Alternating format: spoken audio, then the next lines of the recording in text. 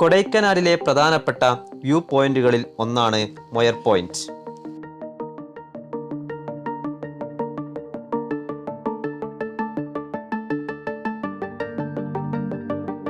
മനോഹരമായ ബെരിജാം തടാകം വരെ നീളുന്ന കാടിന്റെ പ്രവേശന കവാടത്തിലാണ് മൊയർ പോയിന്റ് സ്ഥിതി ചെയ്യുന്നത്.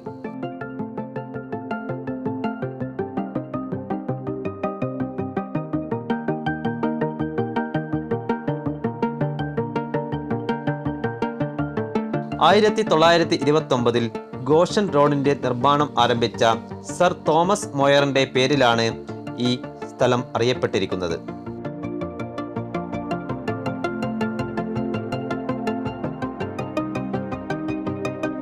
ഈ റോഡ് ഇവിടുത്തെ കൊടൈക്കനാൽ ബെരിജാം തടാകത്തിൽ വന്നു ചേരുന്നു.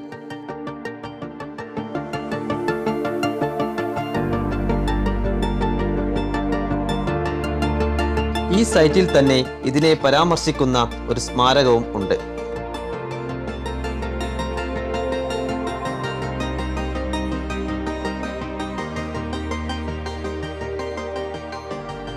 കൊടൈക്കനാൽ ബസ് സ്റ്റേഷനിൽ നിന്നും 10 കിലോമീറ്ററും പില്ലർ റോക്കിൽ നിന്നും 3 കിലോമീറ്ററും അകലെയാണ് മൊയർ പോയിന്റ് സ്ഥിതി ചെയ്യുന്നത്.